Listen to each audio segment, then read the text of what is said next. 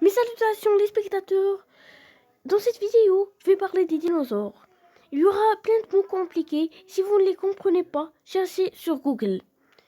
Et je commence. Les dinosauria, plus communément appelés dinosaures, forment un superordre ainsi d'une classe extrêmement diversifiée de sauropsides. De la sous-classe des diapsides. Ce sont des archosaures ovipares ayant en commun une posture érigée et partageant un certain nombre de synapomorphies, telles que la présence d'une crête deltopectorale allongée au niveau de l'humérus et un acétabulum perforant le bassin.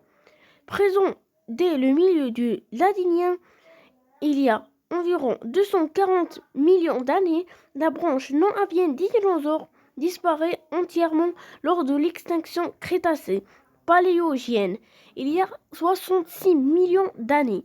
Les oiseaux, la branche avienne des dinosaures, a émergé de petits dinosaures théropodes du Jurassique supérieur. Ainsi, la survie des oiseaux à cette extinction, leur diversification considérable durant le Cénozoïque en fait le seul groupe vivant actuel de dinosaures.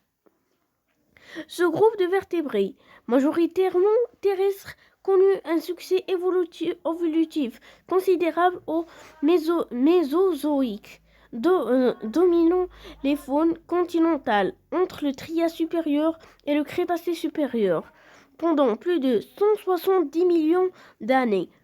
Présents sur l'ensemble des continents dès la fin du Trias, ils comprennent des formes très diverses d'animaux terrestres et volants, bipèdes et quadrupèdes, carnivores et herbivores, ayant développé toute une série d'innovations squelettiques et tegumentaires, telles que des cornes, des crêtes, des plaques et des plumes.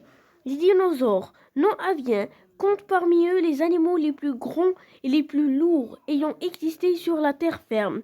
Néanmoins, un grand nombre de dinosaures ne disparaissaient pas la